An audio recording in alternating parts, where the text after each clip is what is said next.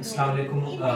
हस्ब वादा जो है आज हम वर्क की जो है पार्ट 2 वीडियो जो है बना रहे हैं। जो रिमेनिंग पोर्शन था आज मैं जो है डिस्कस करूँगा। बेसिकली कल हमने वर्क की टाइप्स देखी थी ऑन सेंटेंस बेस के सेंटेंस में, फिर उसकी कुछ फॉर्म्स देखी थी। आज हम वर्क की दो जो है मज़ीद टाइप्स देखेंगे, लेकिन ये उसकी फॉर्म्स की बेस पे है, ना कि उसकी सेंटेंस या सेंटेंस की बेस पे।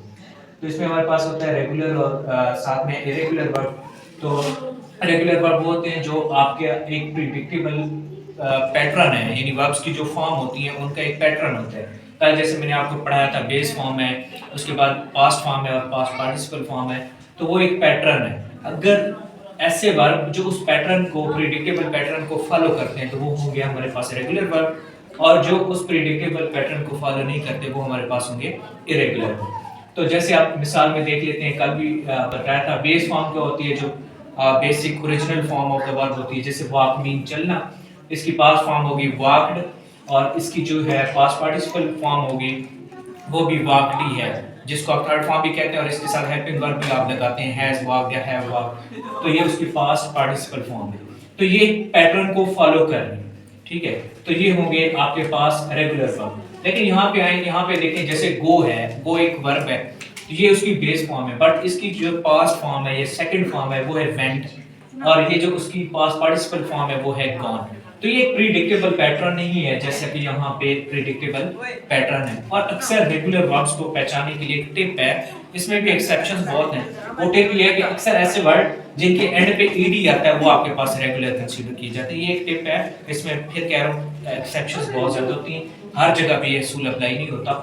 मोस्ट ऑफ द केसेस जो है उसमें अगर ईडी एंड पे आ रहे हैं आपकी दोनों पास्ट और पास्ट पार्टिसिपल फॉर्म में, तो आप कहते हैं ये रेगुलर है।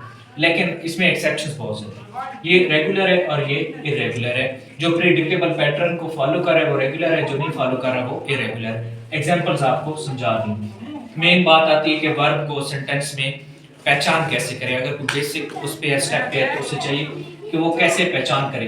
तो आपने सिंपल जो है अपने से दो बेसिक क्वेश्चन पूछने हैं। पहला क्वेश्चन है व्हाट इज सब्जेक्ट डूइंग, कि आपका जो है वो सब्जेक्ट वो क्या कर रहे हैं, एक ये क्वेश्चन। और दूसरा कि अगर आपके पास दूसरे वर्ब होते हैं, जैसे लिंकिंग वर्ब होते हैं वो, और उसके बाद आपके एक्शन। अब ये तो एक्शन वर्ब है ना जो मैंने मिसाल लिखी है।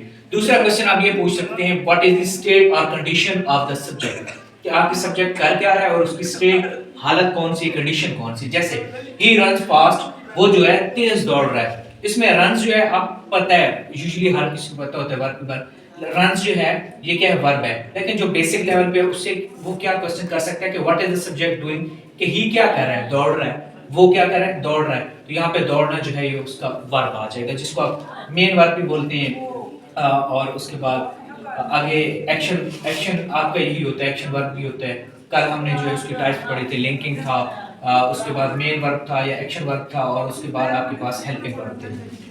एंड पे कंक्लूजन क्या होता है कि वर्ब जो है वो क्या होते हैं, हार्ट ऑफ द सेंटेंसेस होते हैं। जैसे हर चीज का कोई ना कोई दिल होता है, इसी तरह वर्ब जो सेंटेंस का जो हार्ट होता है वो वर्ब को ही बोलते हैं। तो it is a heart of sentence. Understanding the verb क्या हमारी हेल्प आउट कर सकता है कि हमें एक मीनिंगफुल कम्युनिकेशन, चाहे वो रिटन है या वर्बल कम्युनिकेशन जो है वो हमारी मीनिंगफुल हो सकती है। अगर हम वर्ब की टाइप्स को और उसकी फॉर्म्स को अच्छे से समझ सकते हैं तो हम जो है एक कंप्लीट मीनिंगफुल कम्युनिकेशन कर सकते हैं, चाहे रिटन में हो या हमारी जो है वर्बल कम्युनिकेशन हो। तो this is the end of the part 2। उम्मीद करते हैं आपको जो है ये वीडियो पसंद आई होगी। इसी तरह इंशाल्लाह जो है ग्रामर सीरीज और सेल्फ हेल्प और बाकी भी इंफॉर्मेटिव सीरीज हैं, स्टूडेंट्स के लिए कोई सीरीज है इंशाल्लाह वो भी अपलोड करते रहेंगे। उम्मीद है आप इसको पसंद भी करेंगे, प्यार मोहब्बत भी देंगे और दोस्तों के साथ शेयर भी करेंगे। बहुत शुक्रिया, अल्लाह हाफ़िज़।